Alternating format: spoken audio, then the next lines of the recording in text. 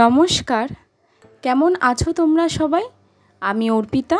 আজ আবার একটা নতুন ভিডিওতে তোমাদের সবাইকে স্বাগত জানাই।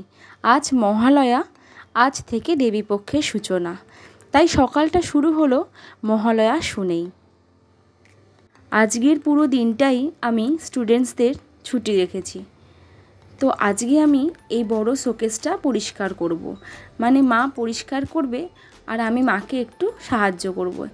এটা অনেকটাই বড়, এটা করতেই অনেকটাই সময় লাগবে। এখানে সব কাঁচের জিনিস আছে আর টুকটাক খেলনা রয়েছে।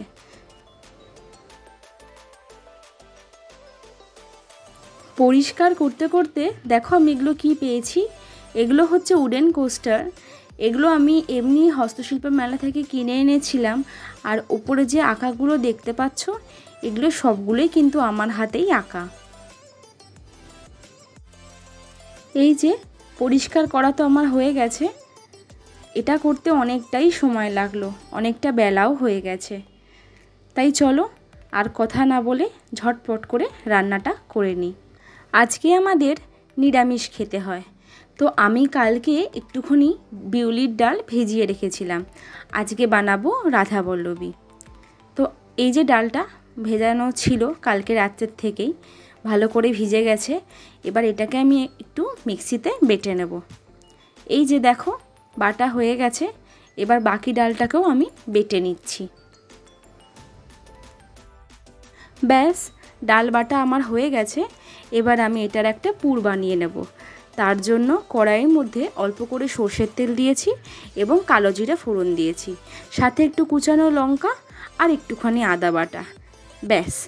আর হ্যাঁ, আর একটা জিনিস মেন দরকার, সেটা হচ্ছে আমি একটু আগে থেকেই মৌরিটাকে গুঁড়িয়ে নিয়েছিলাম। সেই অল্প করে মৌরি গুঁড়ো দিলাম আর বাকিটা ময়দা দিয়ে মাখবো। এই যে ডালটা দিয়ে দিলাম। এবার তার মধ্যে অল্প করে নুন আর চিনি দিলাম। তোমরা কিন্তু নুন আর চিনিটা স্বাদ মতো দেবে।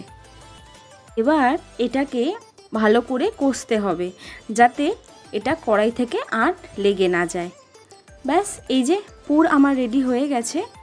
এবার অল্প করে ময়দা মেখে নিয়েছি। সেই ময়দার মধ্যেও নুন, একটুখানি তেল, চিনি আর অল্প করে সেই মৌরির গুঁড়োটা দিয়ে দিয়েছি। ব্যাস, এবার লেচি কেটে অল্প অল্প করে পুর ভরে নিতে হবে।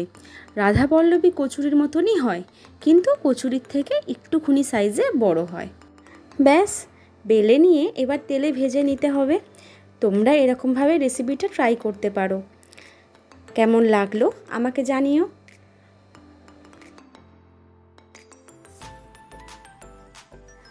আলুর দমটা মাই বানিয়েছিল।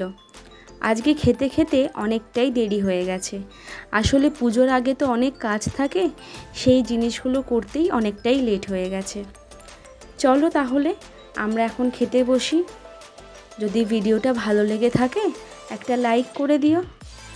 সবাই খুব ভালো থেকো, সাবধানে থেকো। পুজোটা তোমাদের সবাইকার খুব ভালো কাটুক। দেখা হবে আবার নতুন কোনো ভিডিওর সাথে। আজকের জন্য বাই।